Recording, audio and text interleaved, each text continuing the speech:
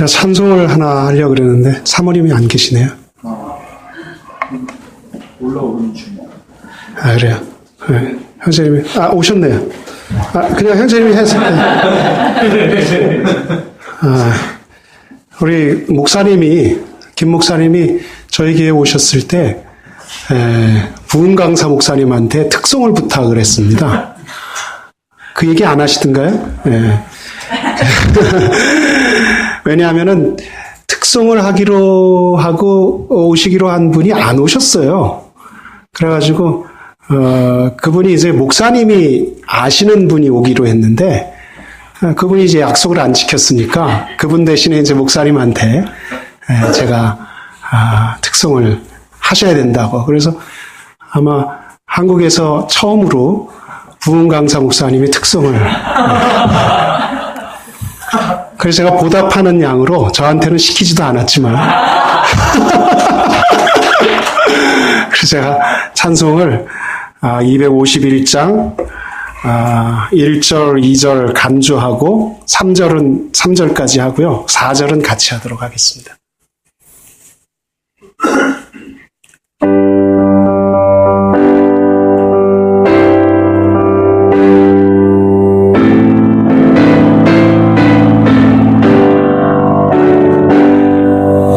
놀랍다 주님의 피는에 우리의 죄를 속하시려 갈보리 십자가 위에서 어린 양 보혈을 흘렸네.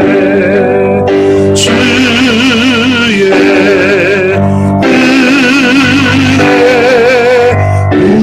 우리의 죄를 다 씻었네. 주의 은혜 우리의 죄를 다 씻었네. 죄악은 성난 파도같이 우리 영혼을 위협하나 헤아릴 수 없는 주네. 십자가에서 보이셨네. 주의 은혜 우리의 죄를 다 씻었네. 주의 은혜 우리의 죄를 다 씻었네.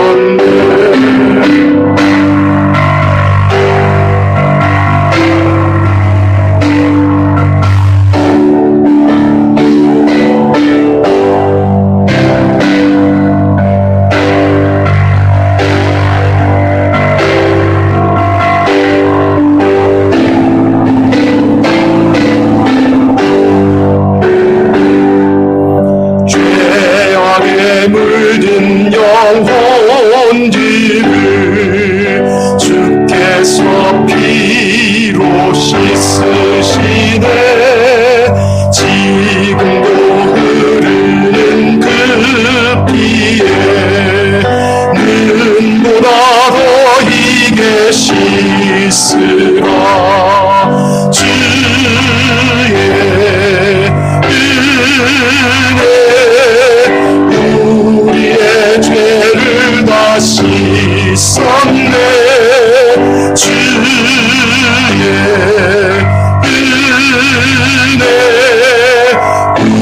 우리의 죄를 다 씻었네. 피할 수 없는 그 은혜를 자에게 거저주네. 곁들여 주옵니다.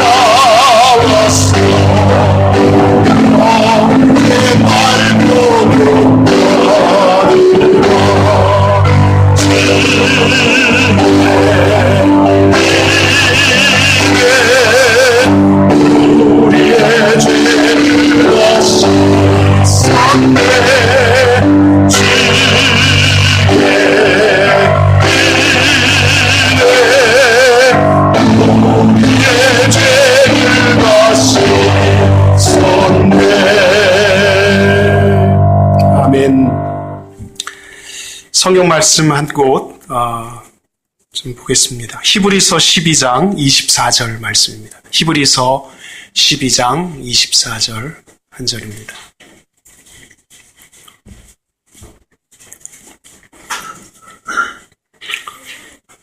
같이 읽겠습니다. 새 언약의 중보자이신 예수와 및 아벨의 피보다 더 나은 것을 말하는 뿌린 피니라. 아멘. 잠시 전에 우리는 십자가가 드러내는 것을 생각해 보았습니다. 우리 자신의 실체에 대해서, 즉 우리가 하나님 앞에 멸망할 죄인이라는 사실, 우리 영혼의 끔찍한 실상을 드러낸다고 했습니다. 그리고 하나님의 지혜를 드러낸다고 했습니다. 하나님께서 하나님의 공의와 사랑을 한꺼번에 십자가에서 드러내셨다고 말씀을 드렸습니다. 이 시간에는 십자가가 무엇을 말하는가 하는 것을 말씀드리고자 합니다. 지금 읽은 히브리서 12장 24절 말씀에서는 십자가가 말을 한다라고 합니다. 그는 모세가 시내산에서 하나님으로부터 율법을 받은 것과는 대조적으로 십자가로 말미암아 드러난 그리스도 사건에 대해서 진술하고 있습니다.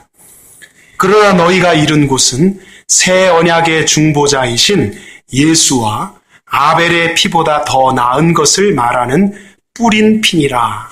더 나은 것을 말하는 뿌린 피. 여러분, 이것이 의미하는 바가 무엇일까요? 당연히 예수 그리스도께서 십자가에 못 박혀 피 흘려 죽으셨다는 사실을 뜻하는 말씀입니다. 아벨의 피는 우리가 아는 것처럼 가인이 동생 아벨을 죽였을 때 하나님께서 가인에게 찾아오셔서 하신 말씀입니다. 내 아우의 핏소리가 땅에서부터 내게 호소하느니라. 이렇게 말씀하셨습니다. 다시 말해서 아벨의 피는 그의 피를 흘린 자에게 하나님께서 복수해 달라고 하는 피의 부르짖음이었습니다. 그러면 십자가에서 흘리신 예수 그리스도의 피는 무엇을 말하는 것일까요? 오늘 우리가 십자가를 계속해서 묵상하면서 예수 그리스도의 피, 즉 십자가가 말하는 소리를 분명히 들을 수 있게 되기를 주님의 이름으로 간절히 축원을 드립니다. 먼저 십자가는 인간 영혼이 얼마나 귀중한가 하는 것에 대해서 말합니다. 우리가 십자가를 볼 때에 가장 먼저 생각할 것이 있습니다.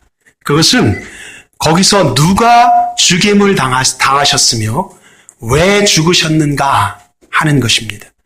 누가 죽임을 당하셨으며 왜 죽으셨는가? 하나님의 아들이신 예수 그리스도께서 죄 없이 십자가에 못 박혀 피 흘려 죽으셨습니다. 왜 하나님의 아들이신 예수 그리스도가 그렇게 죽으셔야 했습니까? 말씀드린 것처럼 그분은 우리의 죄 때문에 십자가에서 죽으셨습니다. 죄를 심판하시는 하나님의 공의와 우리를 사랑하시는 하나님의 긍휼이 십자가에서 이루어졌습니다. 이것이 의미하는 바가 바로 십자가가 첫 번째로 말하는 것입니다. 인간의 영혼이 얼마나 귀중한가 하는 것입니다. 예수님께서 사람이 온 천하를 얻고도 자기 목숨, 즉 영혼을 잃으면 이것이 저에게 무엇이 유익하리요? 무엇으로 자기 목숨, 즉 영혼을 다시 얻을 수 있겠는가? 라고 말씀하셨습니다. 여기 목숨이라고 하는 단어가 바로 영혼을 의미하는 말입니다. 이 목숨이라는 단어는 우리가 이 세상에서 사는 동안 가지고 있는 그런 생명을 말하지 않습니다. 여러분, 성경이 생명에 대해서 두 가지로 말하죠. 하나는 생물학적인 생명, 그래서 헬라어로는 바이오 생명이라고 표현을 합니다. 그러나 또 하나의 생명이 있습니다. 그것은 영적인 생명입니다. 하나님의 생명이라고 하는 이 생명은 조의 생명이죠. 그래서 이 두 가지 생명이 있는데 성경이 말씀하는 영혼은 바이오 생명과 관련이 있는 것이 아니라 조의 생명과 관련이 있는 것입니다. 인간은 이 영혼을 가진 유일한 존재입니다. 예수님의 말씀이 의미하는 바는 바로 이 영혼을 두고 하신 말씀입니다. 성경은 인간의 영혼이 어느 시간이 지나면 끝나버린다, 이제 없어져 버린다, 소멸된다고 말씀하지 않습니다. 오히려 인간 영혼은 계속되어진다, 불멸한다고 말씀합니다. 인간은 한번 죽음으로써 모든 것이 끝나버리는 그런 존재가 결코 아닙니다. 그러나 많은 사람들이, 심지어 그리스도인들조차도 너무나 힘들고 어려운 일이 생기면 그냥 그렇게 생각합니다. 그냥 끝내지. 끝이야. 저도 그렇게 생각한 적도 있어요. 여러분도 아마 그런 생각 가끔 하실 겁니다. 너무 힘들고 너무 어려워요. 그러면 에이, 그냥 끝내지. 근데 여러분, 그게 끝이 아닙니다. 그래서 여러분, 성경이 자기 목숨을 자기가 끊어버리는 것을 죄라고 여기는 이유가 거기 있습니다. 그게 끝이 아니거든요. 그 다음에 또 있습니다. 그렇기 때문에 이런 생각, 즉 인간 영혼은 이 세상 살다가 죽으면 끝이야 라고 하는 이런 생각은 하나님의 생각이 아니라, 성경적인 생각이 아니라 사탄이 가져다주는 생각입니다. 그래서 요한복음 10장 10절에 도둑이 오는 것은 도둑질하고 죽이고 멸망시키려는 것뿐이다 그랬습니다. 도둑이 도둑질만 하는 게 아니라 도둑질도 하고 죽이기도 하고 멸망시키기까지 한다는 겁니다. 여기 도둑은 누굽니까? 사탄이에요. 좀도둑이 아니라 사탄입니다. 사탄은 도둑질하고 죽이고 멸망시키는 거죠.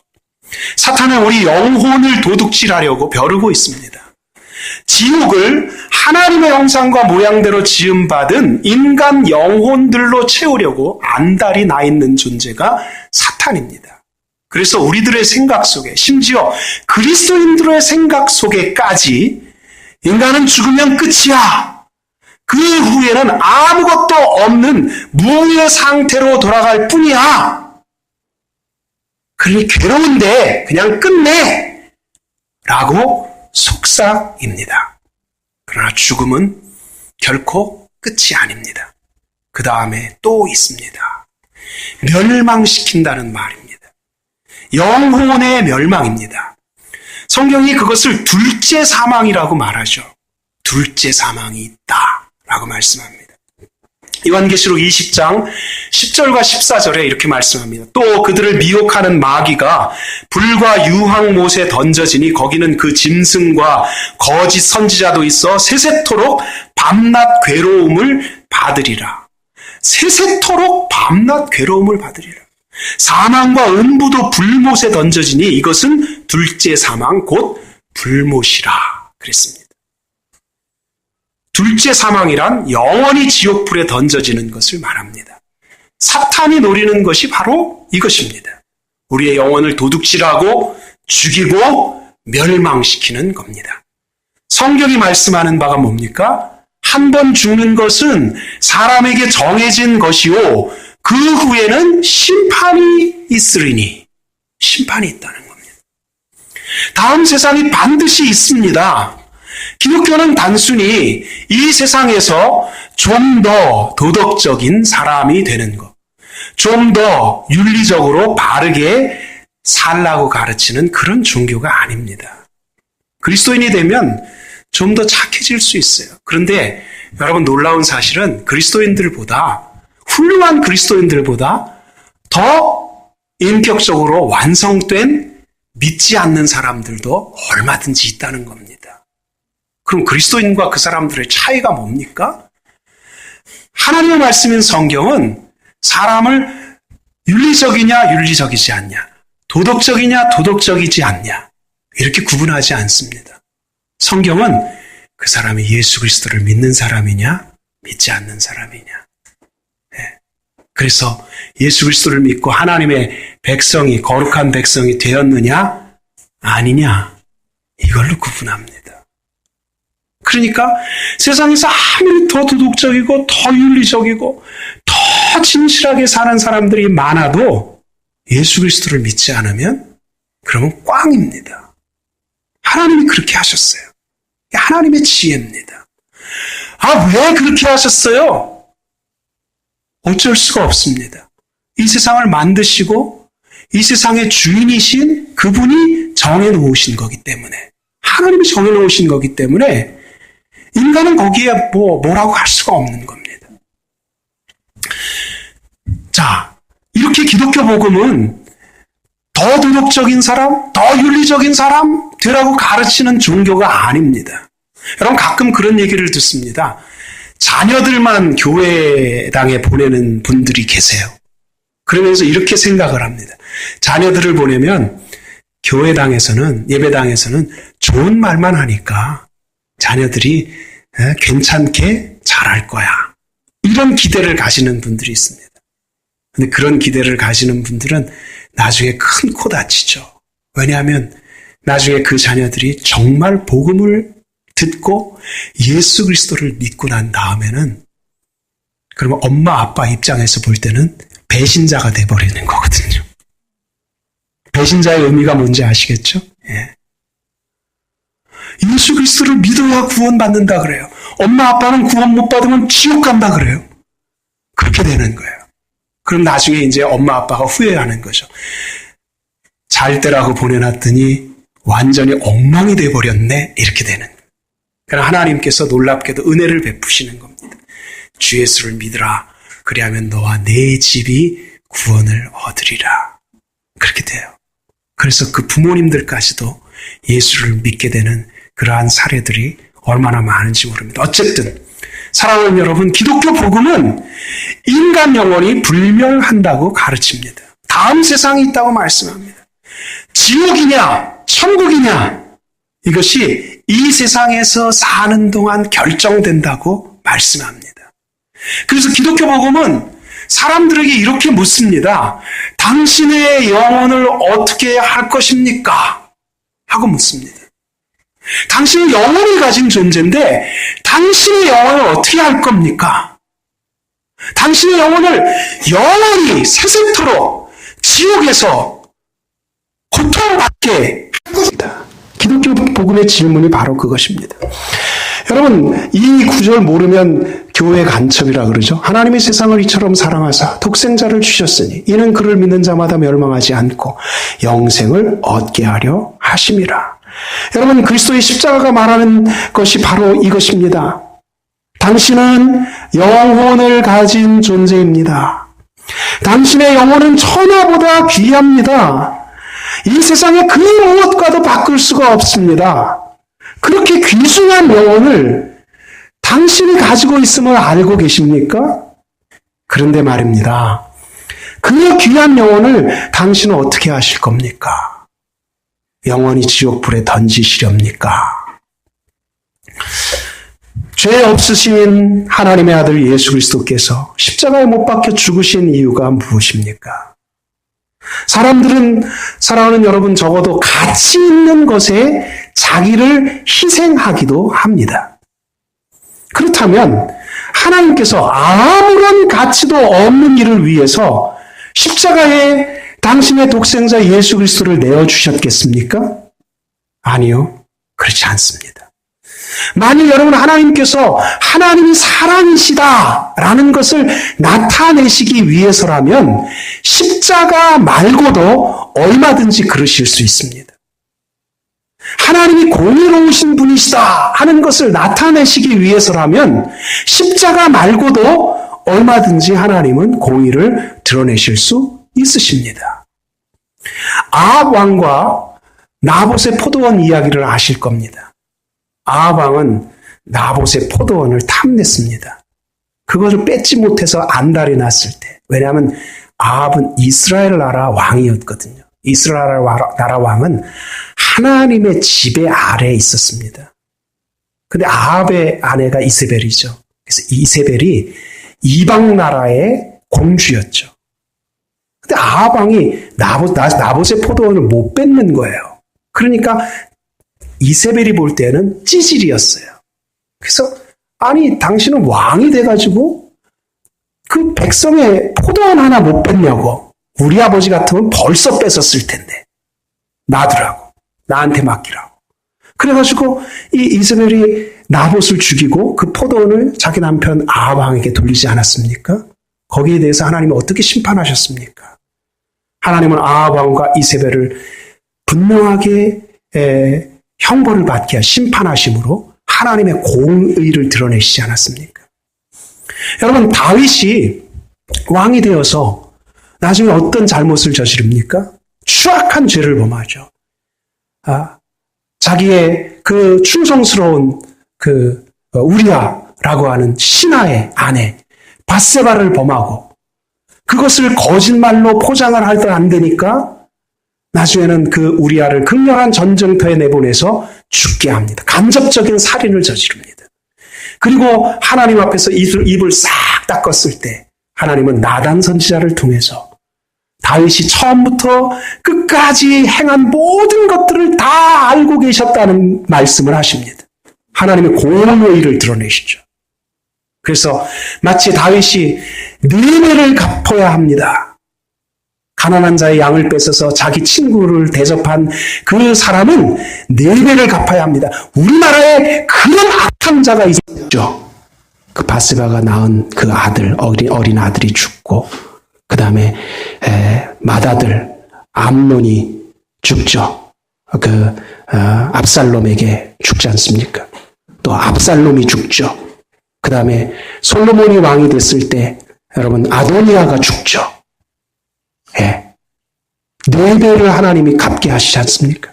그러니까 하나님은 이런 식으로도 분명하게 공의를 드러내신다고 하는 겁니다. 또 하나님은 때로는 사랑을 나타내시기도 하세요. 여러분, 요셉이 애굽 땅에 17살에 팔려갑니다. 나중에 요셉이 형들을 만났을 때 자기를 드러냅니다. 내가 요셉입니다. 형들은 두려워서 떨었습니다. 살려달라고 했던 그 요셉, 지금은 애굽에 아주 엄청난 그런 권세를 가지고 있는 그 요셉 앞에서 두려워서 떱니다. 이제 우리는 죽었구나. 그럴 때 요셉이 형들에게 뭐라 그럽니까? 무서워 떨지 말라고. 나를 애굽에 보내신 분은 형들이 아니라 하나님이시라고 말합니다. 하나님은 내가 애굽에 팔려가는 그때로부터 지금까지 나를 이렇게 보호하시고 이렇게 사랑하셨다고 내 가족들을 다 이 기근에서 구원하시기 위해서 나를 먼저 보내셨노라고. 하나님이 이런 사랑의 하나님이라는 것을 나타내시지 않았습니까? 여러분, 이렇게 하나님은 예수 그리스도의 십자가를 통하지 않고서도 하나님의 공의와 하나님의 사랑을 얼마든지 나타내실 수 있는 분이십니다. 십자가는 다릅니다.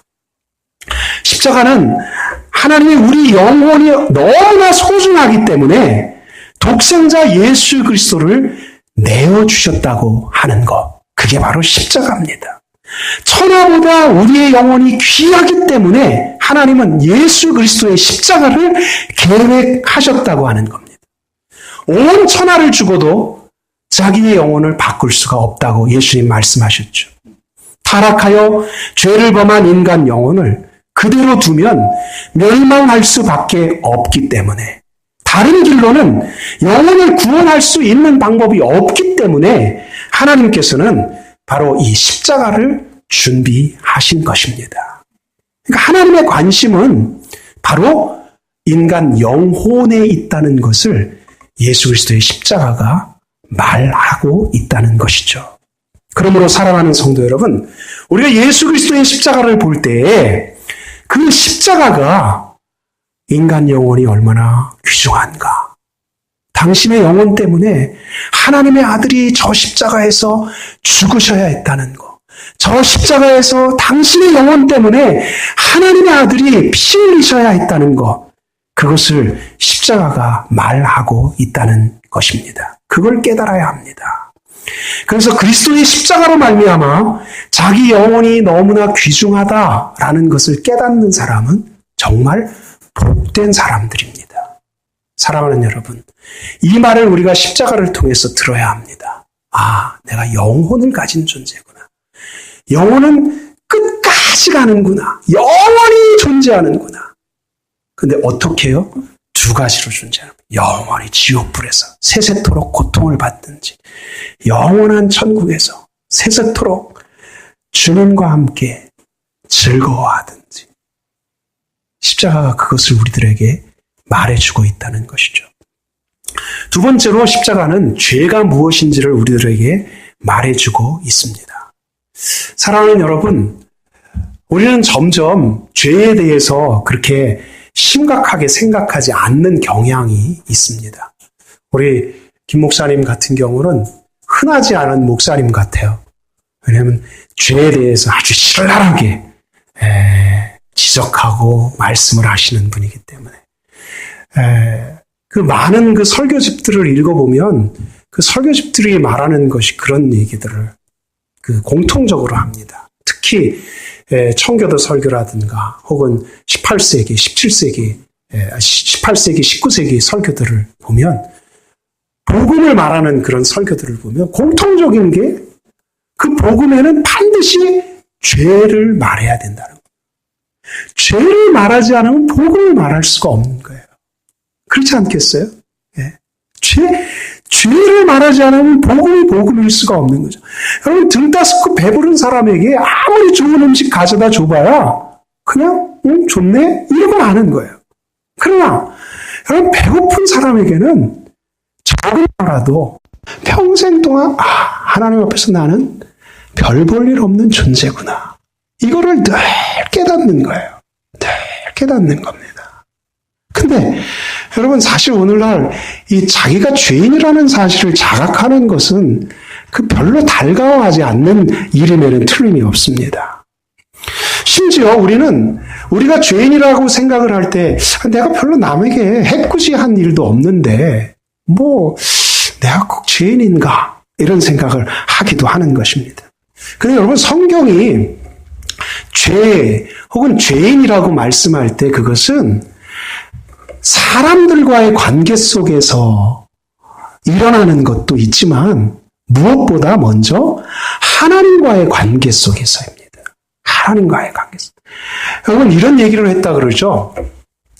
피필드인가요? 하는 목사님이 설교를 하는데 한 청년이 목사님, 저는 죄의 무게를 도저히 느낄 수가 없습니다. 이렇게 목사님한테 말씀을 드렸다 그래요. 그랬더니 목사님이 단번에 대답을 하셨다 그러죠. 형제요, 형제는 지금 죽어있기 때문에 죄의 무게를 못 느끼는 거예요. 죽은 사람이 무게를 느끼겠습니까? 여러분, 죄의 무게를 느끼는 사람은 깨어나기 시작하는 사람이에요. 여러분, 철로역정을 아마 읽으셨을 겁니다. 그 철로역정에 나오는 주인공인 크리스찬, 그는 죄를 심각하게 깨닫기 시작하죠. 그리고 그 죄의 무게 때문에 자기가 살고 있는 고장에서 더 이상 살 수가 없습니다. 그래서 이 죄의 짐을 벗기 위해서 예수 그리스도의 십자가를 향해서 달려가죠. 예. 많은 사람들이 그를 뜯어 말립니다. 그러나 그는 그 많은 사람들의 얘기를 듣지 않습니다. 왜냐하면 그에게 있어서 죄의 무게는 너무나 심각한 것이기 때문에. 여러분, 그게 심각하다는 것은 무엇을 말합니까? 이 크리스찬이 깨어나기 시작했다는 것입니다.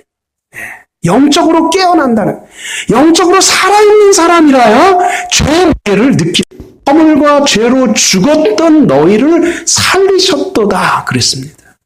여러분, 중생이라고 하는 것은 뭡니까? 중생이라고 하는 것은 깨어나는 거예요. 깨어나는 거. 예. 이제 죄를 자각하기 시작하고 영적인 세계를 이제 보기 시작하고, 예. 그래서 정말 하나님이 살아계시구나. 하늘나라가 존재하는구나. 지옥이 있구나. 영적인 세계가 분명히 있구나. 사람은 죽음으로 끝이 아니구나 하는 것을 이제 깨닫기 시작하는 겁니다. 그러면서 내가 하나님 앞에서 죄인이구나 라는 것을 이제 느끼기 시작하는 거죠. 살아있다는 증거입니다. 그런데 여러분 그 죄라고 하는 것, 죄인이라고 하는 것은 하나님과의 관계 속에서의 죄입니다. 그래서 성경에 모든 사람이 죄를 범하였다. 하나님의 영광에 이르지 못한다. 의인은 없나니 하나도 하나도 없다라고 말할 때 그것은 하나님과의 관계, 하나님의 기준에 의한 거지 사람들하고의 것 아니에요. 여러분, 사람들하고 비교를 하면 항상 우리는 우리를 높이게 돼 있습니다. 예. 우리 자신을 높이게 돼 있어요. 그 죄인의 실상이기 때문에 그렇습니다. 죄인은 자기를 절대로 낮추지 않습니다. 예. 먼 꼬투리를 잡아서라도 내가 그래도 괜찮은 사람이야. 하고 자기를 높이게 돼 있습니다. 예. 그래서 사람들하고의 관계 속에서는 절대로 죄인이 아니에요. 예. 그리고 죄인이라고 할지라도 나만 죄인이 아니고 너도 나하고 똑같아. 이런 식으로. 예. 하나님 앞에서가 아니라 너나 나나 별 볼 일 없어. 그때는 언제냐면은 그 사람이 좀 더 자기보다 나을 때 끌어내리기 위해서 그러는 거죠. 예. 자, 하나님과의 관계 속에서 올바른 사람이 하나도 없다는 뜻이 바로 의인은 없나니 하나도 없다는 겁니다. 모든 사람이 죄를 범하였다는 겁니다. 아무도 하나님의 의의 기준에 도달할 사람이 없으며 그 누구도 하나님의 거룩하심 앞에 당당하게 설 수 있는 사람이 없다는 겁니다. 여러분, 이사야 선지자가 하나님의 성전에서 하나님의 영광을 봤을 때 뭐라고 고백합니까? 이사야 6장에서 화로다 나여 망하게 되었도다 라고 말합니다. 하나님의 거룩하심 앞에 선자의 고백입니다.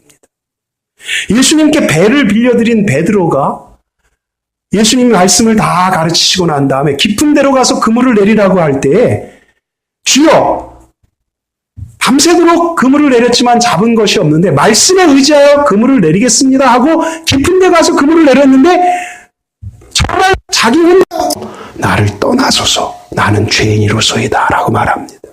그러니까 하나님의 거룩하심을 경험한 사람들의 태도는 두려움과 떨림 그리고 죽을 것 같은 그런 거죠.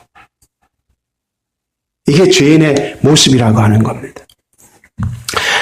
그 누구도 하나님의 거룩하심 앞에 당당히 설 수 있는 사람이 없다는 것을 성경은 선언합니다. 왜 그렇습니까?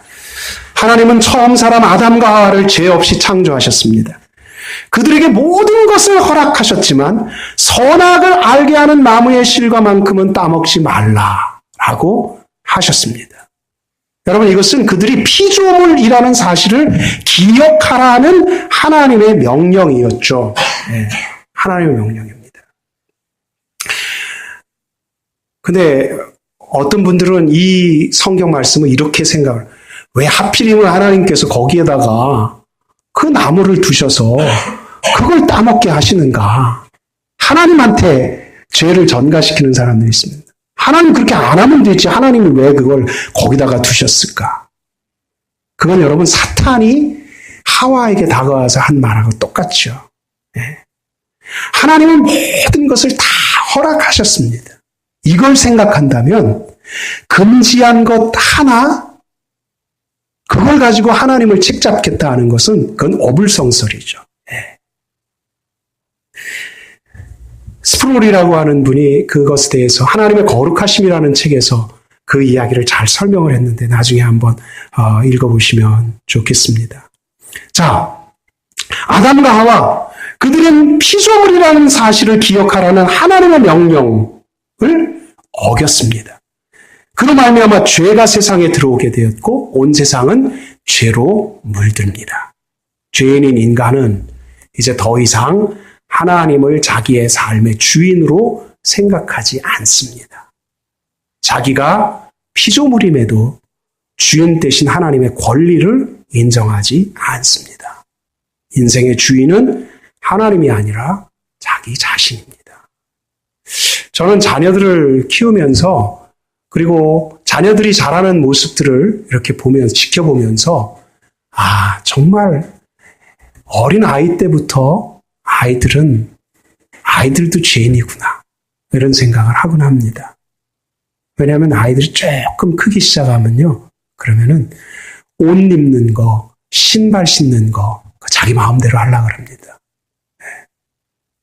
정말 모를 때는 그냥 신겨주는 대로, 입혀주는 대로 입습니다.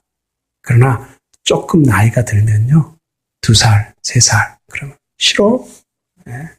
빨간색 옷, 네. 핑크색 옷, 자기가 골라요. 그리고 그거 안 하면은 떼습니다. 어린이집 안 가. 그리고 학교 안 가. 이러면서. 네. 내가 주인인데, 내가 내 삶의 주인인데 왜 엄마가 나 마음대로 하려고 그러냐 하는 거예요. 누가요? 성인이요? 성인은 말할 것도 없고요. 3살짜리가요. 그대로 가지고 태어나는 거예요. 예. 그래서 자기의 삶의 주인을 자기 자신이라고 생각하는 거죠. 성경이 말씀하는 죄라는 것은 바로 이것입니다. 이 죄는 하나님처럼 된다라고 하는 교만에서 비롯되었기 때문에 하나님을 거역한 죄입니다. 주인이신 하나님의 자리를 내가 차지하는 것이기 때문에 그것은 하나님을 반역하는 죄입니다. 그러니까 여러분, 하나님 앞에서 인간이 죄인이다라는 것은 그것은 하나님을 거역하는 죄고 하나님을 반역하는 죄입니다. 사명에 해당한다는 데는. 예. 극형에 해당되는 것이 이게 그렇게 큰 죄구나. 이게 하나님 앞에서의 반역죄구나 하는 걸 깨닫는 거. 여러분, 이 죄 때문에 인간에게 죽음이 닥쳤고 영원한 멸망이 오게 된 겁니다. 우리 자신을 한번 생각해 보십시오. 우리는 우리 자신을 인생의 주인이라고 생각하진 않았습니까? 아니면 지금도 생각하고 있죠. 혹시 우린 그리스도인이라고 하면서도 내 삶은 내가 계획하고 내가 알아서 해. 이렇게 생각하지 않습니까? 여러분, 만일 여전히 우리가 그렇게 생각한다면 우린 정말 기독교 복음에 가까이 가는 게 아닙니다. 여러분, 갈라디아서 2장 20절에 우리가 잘 아는 말씀이 있죠. 내가 그리스도와 함께 십자가에 못 박혔나니 그런즉 이제는 내가 산 것이 아니요 내 안에 그리스도께서 사신 것이라. 이제 내가 육체 가운데 사는 것은 나를 사랑하사 나를 위하여 자기 몸을 버리신 하나님의 아들을 믿는 믿음 안에서 사는 것이라. 네. 내가 사는 것이 아니요 내 안에 그리스도께서. 다시 말해서 그리스도인의 삶은 이제는 내가 내 삶의 주인이 아니라 그리스도께서 내 삶의 주인이 되신다는 겁니다. 그러니까 여러분, 그리스도인의 삶은 하루를 시작하면서 주인 되신 그리스도의 음성에 귀를 기울여야 하는 겁니다. 주인님, 오늘 주인님을 위해서 어떻게 내가 살면 되겠습니까? 하루의 삶을 끝내면서 주인님, 혹시 내가 주인님의 명령을 잘 못 따른 것이 혹시 있었습니까? 한 주일의 삶을 돌이켜보면서 1년의 삶을 돌이키면서 우리가 그런 돌아봄, 혹시 내 삶의 주인 노릇을 내가 하지 않았는가? 왜냐하면 내 삶의 주인은 예수 그리스도라고 내가 분명히 입술로 고백하고 내가 마음으로 분명히 믿고 있는데 내 삶은 여전히 내가 주인이. 이게 쉽지 않은 일이죠. 쉽지 않은 일입니다. 우리는 부지불식간에 우리 자신의 삶의 주인 노릇을 할 때가 얼마나 많은지 모릅니다.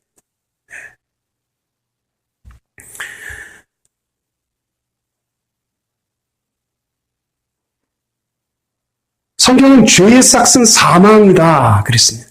여러분, 죄의 싹이 사망이다. 여기서 사망은 지옥행이라는 뜻입니다. 하나님은 거룩하시기 때문에 죄가 함께 할 수 없고 가까이 접근할 수도 없습니다. 죄를 가지고는. 죄 때문에 하나님은 죄인을 벌하시기 위해서 지옥을 준비하셨습니다. 그런데 우리는 지옥에 대해서 별로 관심이 없습니다. 나와 상관없는 것으로 여깁니다. 심지어 어떤 분들은 정 뭐하면 지옥 가지 이야, 이렇게 얘기하긴 합니다. 근데 그런 분조차도 막상 아프면요, 견디질 못해 합니다. 육신의 고통, 아프면 아프면 견디지도 못하면서 아이 그냥 지옥 가지. 와 그래요. 하나님이 아마 참 가소롭다 그러실 것 같아요. 가소롭다. 조금만 아파도 견디지 못하면서 지옥에 간다고 아마 그러실 것 같아요.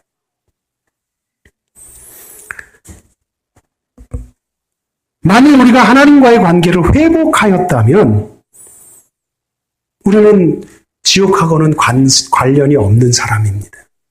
그런데 만에 하나라도 하나님과의 관계가 회복되는 것이 아니라면 정말 문제입니다. 성경은 여러 곳에서 그 지옥이 얼마나 비참한지를 말씀하고 있습니다. 여러분 예수님도 지옥에 대해서 여러 차례 말씀을 하셨습니다. 예를 들면 부자와 거지 나사로의 비유에서 예수님은 지옥에 대해서 말씀을 하셨습니다. 날마다 호의호식하면서 지내던 부자가 지옥에 떨어지죠. 고통 중에 위를 보니까 아브라함의 품에 자기 집 문 앞에서 부스러기 주워 먹던 헌대를 앓던 나사로가 있는 거예요.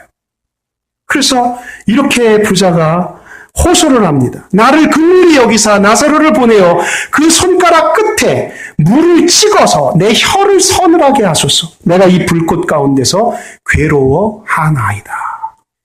분명히 의식이 있는 거예요. 의식이 있고 의식이 있는 가운데 고통스러워하는 거예요. 지옥에 떨어지면 그 다음에는 은혜와 긍휼이 베풀어지지 않습니다. 아브라함이 하는 말을 들어보면 이렇습니다.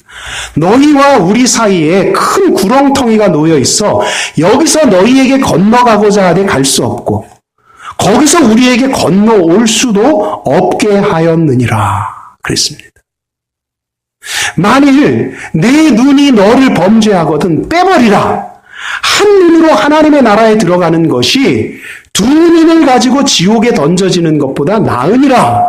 거기에는 구더기도 죽지 않고 불도 꺼지지 아니하느니라. 사람마다 불로써 소금치듯 함을 받으리라고 예수님 말씀하셨습니다. 여러분 얼마나 지옥이 참혹한 곳이면 이렇게 말씀하셨을까요? 지옥은 결코 갈 만한 장소가 되지 못합니다. 거기는 고통이 끝나는 장소가 아닙니다. 영원히 계속되는 장소입니다. 여러분 생각해 보십시오. 우리가 아마 육신적으로 고통받는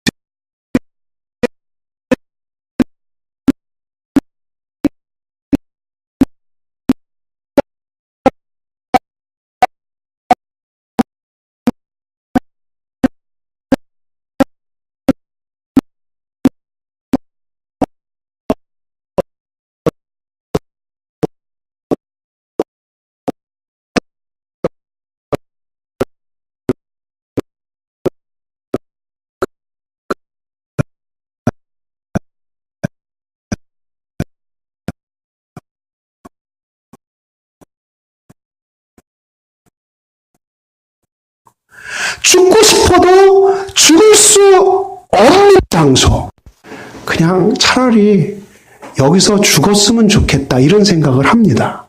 너무 힘들고 괴로우면 육신적으로요. 자, 육신적으로만. 정신적으로도 그래요. 근데 육신적으로 너무 힘들고 괴로우면 그러면 그냥 소망이 없는 거죠. 살 소망. 여기서 더. 근데 그렇게 해서 죽는 사람도 있습니다. 정말. 이 육신이 연약해서 죽는 사람도 있는데 그게 죽지 않고 계속 한다고 생각해서 계속 영원히 그런 고통 가운데 조나단 에드워즈가 천국과 지옥이라고 하는 책에서 구더기도 죽지 않는다라고 하는 이 표현을 이렇게 설명을 한 적이 있습니다. 한번 들어보십시오. 지옥의 고통을 표현하기 위해서 성경에 사용된 또 다른 은유는 죽지 않는 구더기입니다. 마가복음 9장 48절에는 이런 구절이 나옵니다. 거기에서는 구더기도 죽지 않고, 이 구절은 이사야 66장 24절에서 가져온 것입니다. 그들이 나가서 내게 패역한 자들의 시체들을 볼 것이라. 그 벌레가 죽지 아니하며 그 불이 꺼지지 아니하여. 시체에 붙어있는 죽지 않는 구더기라는 표현이 염두에 두고 있는 것은 이것입니다. 땅에 엎드러진 시체가 부패하기 시작하면 이내 구더기로 시체가 들끓게 되고, 시체 안팎을 가득 채운 구더기가 그 시체를 갉아먹는 모습 말입니다. 그리고 꺼지지 않는 불이라는 표현은 누군가가 죽으면 시체를 불로 태우고 남은 죄는 안치 않은 이방인의 관습을 암시합니다. 여기서 이사야 선지자는 그 벌레가 죽지 않는다라고 말했습니다. 땅에 있는 시체가 부패하기 시작하면 구더기가 시체를 갉아먹습니다. 시간이 지나서 구더기가 시체를 갉아먹어서 더 이상 먹을 것이 없으면 구더기도 죽게 될 것입니다. 그런데 선지자의 말씀에 따르면 패역한 자들의 시체를 갉아먹는 이 구더기들은 죽지 않습니다. 즉, 죄인들은 영원토록 고통받을 것입니다. 이 비유는 극심한 고통을 말합니다. 구더기가 시체를 갉아먹듯이 감각이 그대로인 사람을 산채로 살과 창자와 주요 장기를 쉴 새 없이 구더기가 갉아먹는다면 그 고통은 어떻겠습니까? 다 갉아먹고 난 다음에 끝나는 게 아니라는 겁니다. 다시 새로운 살이 돋고 다시 새로운 장기가 생기고, 그럼 구더기는 또 갉아먹고 또 새로운 그런 고통이 계속 된다는 거죠. 그게 구더기가 죽지 않는다. 예수님도 그 표현을 하셨어요. 거기는 구더기가 죽지 않는다. 그러니까 구더기가 갉아먹을 시체가 계속 있다는 겁니다. 끝나는 게 아니라는 것입니다. 그래서 지옥의 고통이 무엇인지 잘 아시는 예수님께서는 세상의 권세 잡은 자를 두려워하지 말라고 하시면서 이런 말씀을 하십니다. 몸을 죽이고 그 후에는 능히 더 못하는 자들을 두려워하지 말라. 마땅히 두려워할 자를 내가 너희에게 보이리니 곧 죽인 후에 또한 지옥에 던져 넣는 권세 있는 그를 두려워하라. 내가 참으로 너희에게 이르노니 그를 두려워하라. 그랬습니다. 왜냐하면 하나님은 지옥에까지 던져 넣으실 수 있는 분이시기 때문에 그렇습니다. 바리새인들을 향해서는 이렇게 말씀하셨습니다. 뱀들아, 독사의 새끼들아, 너희가 어떻게 지옥의 판결을 피하겠느냐? 예수님께서는 이렇게 분명하게 지옥에 대해서 언급하셨는데, 지옥을 가상의 장소라고만 생각한다는 것은 참으로 어리석기 그지 없습니다. 사랑하는 여러분, 지옥에 대해서 제가 이렇게 구체적으로 말씀드리는 이유가 무엇입니까? 그것은 하나님 없이 사는 인간의 죄가 이렇게 비참한 결과를 가져온다는 사실을 말씀드리기 위해서입니다. 그런데 이 죄의 문제가 바로 십자가, 예수 그리스도의 십자가상에서 해결된 것입니다. 오직 이 방법 외에는 죄의 문제를 해결할 수 없기 때문에 하나님께서는 창세 전부터 이 방법을 계획하신 것입니다. 나무에 달린 자마다 하나님의 저주를 받은 자라고 했는데 이 저주는 죄에 대한 저주입니다.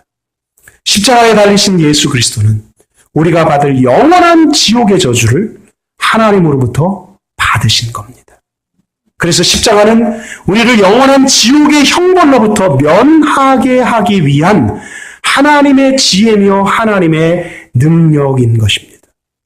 하나님이 죄를 알지도 못하신 이를 우리를 대신하여 죄로 삼으신 것은 우리로 하여금 그 안에서 하나님의 의가 되게 하려 하심이라. 그러므로 십자가는 얼마나 은혜롭고 감사하며 영광스러운 일인지 알 수 없는 것입니다.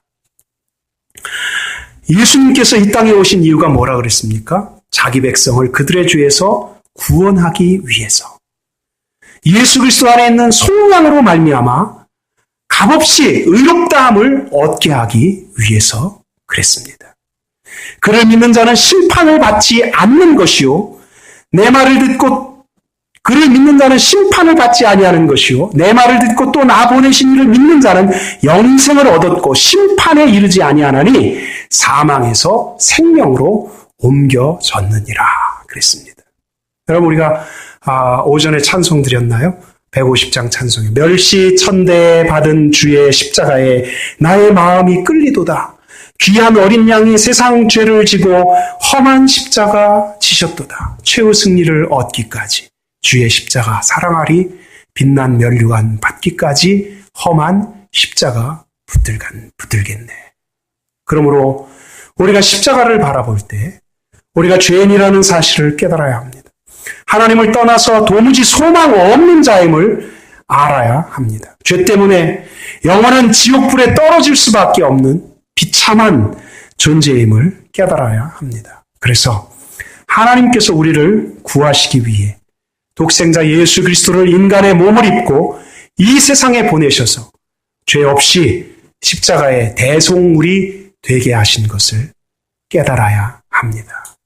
그 하나님의 긍휼과 은혜가 없었다면 우리도 마찬가지로 영원히 지옥불에 던져질 수밖에 없는, 멸망할 수밖에 없는 자들인 것을 우리는 기억하고 감사해야 하는 것입니다. 마지막으로 여러분, 십자가가 말하는 것이 또 하나 있습니다. 그것은 십자가는 누구든지 십자가로 나아올 수 있다는 초청의, 아벨의 피는 그저 하나님께 고소하고 내 피를 흘린 그 자를 고발해서 그 피값을 복수해달라고 하는 호소일 뿐입니다. 그런데 예수 그리스도께서 달리신 그 십자가의 피는 우리를 향해서 초청의 말을 합니다. 자, 너희 영혼이 이렇게 귀하기 때문에 내가 십자가에 달렸다. 그래서 피를 흘렸다. 너희의 흉악하고 더러운 죄 때문에 내가 십자가에서 죽었다. 그러니 내게로 와서 은혜와 긍휼을 입어라. 이게 십자가의 초청입니다. 여러분, 예수님이 이런 말씀을 하셨죠. 수고하고 무거운 짐진 자들아, 다 내게로 오라. 내가 너희를 쉬게 하리라. 나는 마음이 온유하고 겸손하니 내 멍에를 메고 내게 배우라. 그리하면 너희가 쉼을 얻으리니 이는 내 멍에는 쉽고 내 짐은 가벼움이라. 그랬습니다. 여러분, 사람마다 성경을 읽을 때 그 성경 말씀 어떤 구절에서 혹은 어떤 단어에서 은혜를 받는 경우가 다 다릅니다. 근데 어떤 분은요, 이 마태복음 11장 28절 이하의 말씀 가운데서 어디서 은혜를 받았냐면 다라는 그 말에서 은혜를 받았다 그래요. 다. 수고하고 무거운 짐진 자들아, 다 내게로 오라. 아, 나도 포함이 되는구나. 나 같은 사람도 포함이 되는구나. 하나님이 나도 부르시는구나. 내가 이렇게 큰 죄인인데, 아무도 나를 알아주지 않는데, 아무도 나를 반기지 않는데, 그런 나 같은 사람들로 내가 세상에서 이렇게 실패했는데, 사람들이 나를 손가락질하는데, 예수님 시대에 나는 창기인데, 나는 세인인데, 나는 이방인인데, 그런데 다 내게로 오라. 누구든지 올 수 있다는 거죠. 이것이 십자가의 초청인 것입니다. 십자가에서 이루어진 일이 누구를 위한 일이었습니까? 모든 사람을 위한 겁니다. 모든 사람이 죄를 범하였기 때문에 십자가는 세상 모든 사람들을 초청합니다. 여기에 차별이 없습니다. 모든 믿는 자에게 미치는 하나님의 의니 차별이 없느니라. 차별이 없느니라. 예. 너희는 유대인이나 헬라인이나 종이나 자유인이나 남자나 여자나 다 그리스도 예수 안에서 하나이니라. 여러분, 복음은 알면 알수록 위대합니다. 복음은 사람을 이런저런 기준으로 줄 세우지 않습니다. 복음은 사람들을 다 그냥 모든 사람을 다 똑같이 여깁니다. 다 죄인이에요. 다 하나님 앞에서 별 볼 일 없는 사람들이에요. 그래서 여러분, 복음에 푹 잠겨 있는 사람은 사람들을 하나님이 보시는 것처럼 보기 시작합니다. 아, 저 사람 어디 출신이래? 저 사람 어느 직장이래? 저 사람 사자 돌림이래? 저 사람 어떤 집에서 산대? 재산이 얼마래? 예. 이런 것을 복음에 푹 잠긴 사람은 보지 않습니다. 이제 복음에 잠긴 사람은 딱 두 가지만 생각합니다. 예수 그리스도를 믿으세요? 예수 그리스도를 믿지 않으세요? 이 두 가지를 생각합니다. 그래서 예수 그리스도를 믿는 사람이라면 나도 예수 그리스도를 믿습니다. 우리가 얼마나 복된지 아시죠? 예수 그리스도를 믿지 않으면 예수 그리스도를 믿지 않으세요? 참 안타깝네요. 당신이 예수 그리스도를 믿었으면 참 좋겠습니다. 이것만 생각합니다. 이거 두 가지만 바라봅니다. 저는 그리스도인이라고 하면서도 복음을 들었다고 하면서도 여전히 세상의 기준을 따라서 가치 판단을 내리는 사람들을 많이 알고 있습니다. 저도 그 중에 한 사람이었습니다. 복음을 알면 알수록 하나님이 우리를 보시는 것은 그렇지 않다는 것을 깨닫기 시작했습니다. 그래서 가능한 한 잘생겼는지 못생겼는지 남자인지 여자인지 나이가 들었는지 안 들었는지 재산이 얼마나 있는지 없는지 안 보려고 합니다. 그저 하나, 예수를 믿는지 안 믿는지, 예수를 믿는데 잘 믿는지 바로 믿는지 아니면 바르지 않게 믿는지 그것만 관심사를 가집니다. 여러분, 이건 제 얘기가 아닙니다. 사도 바울이 고린도후서 5장 16절 17절에 그렇게 말씀했어요. 내가 이전에는 사람을 육체로 알았다 그랬습니다. 그리스도도 육체로 알았다 그랬습니다. 어떤 출신인지, 얼마나 배웠는지, 어떤 사회적 지위, 신분을 가졌는지. 그런즉 누구든지 그리스도 안에 있으면 새로운 피조물이라. 이전 것은 지나갔으니 보라, 새 것이 되었도다 그랬습니다. 예수 그리스도 안에 있으면 새 것입니다. 여러분, 영광의 무게라고 하는 책을 C.S. 루이스라고 하는 분이 썼어요. 그 책을 보면 천국에 대한 이야기가 나옵니다. 천국에 대한 이야기를 쓰면서 그 사람은 작가이기 때문에 작가의 그 상상력, 이걸 발휘해가지고 어떤 얘기를 썼냐면, 만일 내 옆에 앉아있는 진실한 크리스찬이 하늘나라에서 어떤 모습을 가지게 될 것인지를 우리가 잠깐 본다면, 볼 수 있다면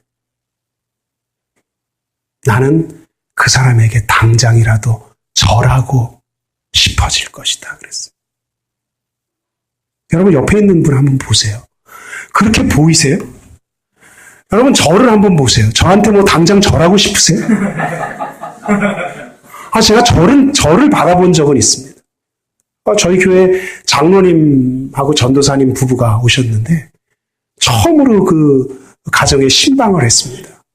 신방을 해서 이제 예배를 드리려고 이제 착석해서 앉아 있는데 저보다 나이가 위신 장로님이 방으로 쓱 들어오시더니 저쪽에서 갑자기 그래서 저를 받아본 적이 있어요. 네. 천국 가셨어요. 교통사고로 천국 가셨는데 아직도 생생해요. 여러분, 누군가에게 기억에 남기려면 아주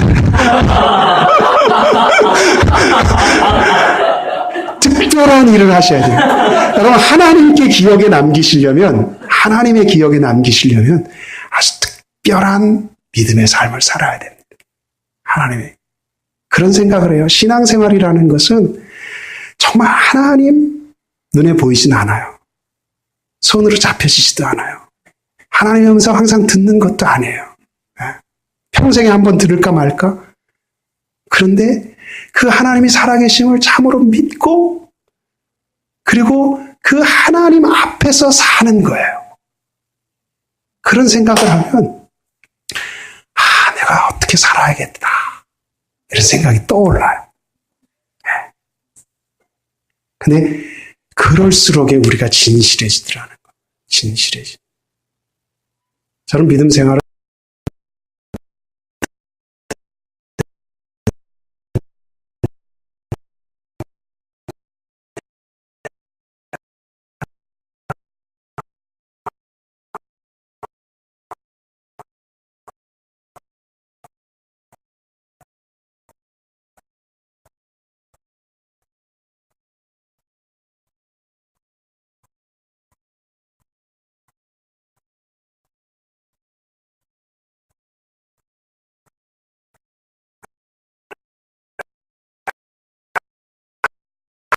하나님 앞에 감출 수 있는 것은 아무것도 없습니다. 하나님 앞에서는 모든 것들이 다 드러내기 때문에.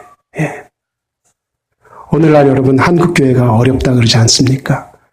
한국교회 힘들다 그러지 않습니까? 참 안타깝습니다. 근데 그것은 저는 그렇게 진단합니다. 이것은 믿음의 부재다.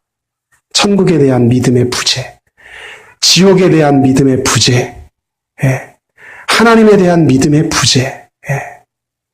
과연 내가 하나님 앞에 설 것이라고 믿는다면 그렇게 살겠나? 목사님들이 그렇게 살겠나? 저는 그렇게 못 살 것 같아요.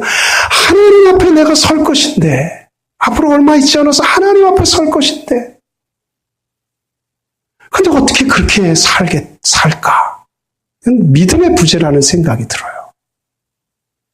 저는 이 높은 뜻 교회가 그것을 극복하는, 그래서 여전히 우리 시대에도 하나님이 찾으시는 교회가 있다는 것을 드러내는 교회가 되기를 간절히 원합니다. 자, 이 십자가가 누구든지 초청을 해요. 믿는 자들을 초청합니다. 그리고 십자가는 차별을 철폐한다 그랬습니다. 누구든지. 그래서 인종의 차별, 계층의 차별, 남녀의 차별, 나이의 차별, 모든 차별을 기독교는 반대합니다. 누구나 십자가의 초청에 응할 수 있습니다. 나는 안 돼! 라고 말할 수 있는 사람은 아무도 없습니다. 물론 여기에도 예외 조항 하나는 딱 있습니다. 그게 뭡니까? 예수님이 이렇게 말씀하셨죠. 건강한 자에게는 의사가 쓸데없고 병든 자에게라야 쓸데있느니라. 나는 의인을 부르러 온 것이 아니요 죄인을 부르러 왔노라. 하나님 앞에서 그리고 예수 그리스도의 십자가 앞에서 자기 자신이 심각한 죄인이라는 사실을 깨닫지 못한 사람은 십자가의 초청에 응할 수 없습니다. 십자가가 말하는 소리를, 초청의 말을 들을 수도 없는 거죠. 여러분, 예수 그리스도께 먼저 나온 예수님 당시의 사람들은 누구였습니까? 바리새인들 아니었습니다. 사두개인들 아니었습니다. 종교 지도자들이 아니었습니다. 그들은 세리요, 창기들이었습니다. 그 시대에 손가락질 받는 죄인들이라고 여겨졌던 이들이 먼저 그리스도께 나왔습니다. 바울 사도가 고린도 교회 구성원들에 대해서 언급한 말씀을 보면 여러분, 예수 그리스도의 십자가가 누구를 부르는가 하는 것을 우리가 잘 알게 됩니다. 형제들아, 너희를 부르심을 보라. 육체를 따라 지혜로운 자가 많지 아니하며 능한 자가 많지 아니하며 문벌 좋은 자가 많지 아니하도다. 왜 그렇습니까? 이는 아무 육체도 하나님 앞에서 자랑하지 못하게 하려 하심이라. 그러므로 만일 우리가 죄와 죽음의 궁극적인 인생 문제로 고민하고 있다면 십자가의 초청에 응할 수 있습니다. 만일 우리가 세상에서 버림받고 낙심한 가운데 처했다면 십자가의 부르심에 응할 수 있습니다. 만일 우리가 죄 가운데 헤어나오고 있지 못하고 있다면 역시 십자가의 부르심에 응할 수 있습니다. 말할 수 없는 육체적인 고통 혹은 정신적인 고통 가운데 아무에게도 말하지 못하는 어려움을 안고 살아가는 사람이 있다면 그 사람 역시 십자가의 부르심에 응할 수 있습니다. 십자가는 죄인들을 향해서 초청의 말을 건네기 때문입니다.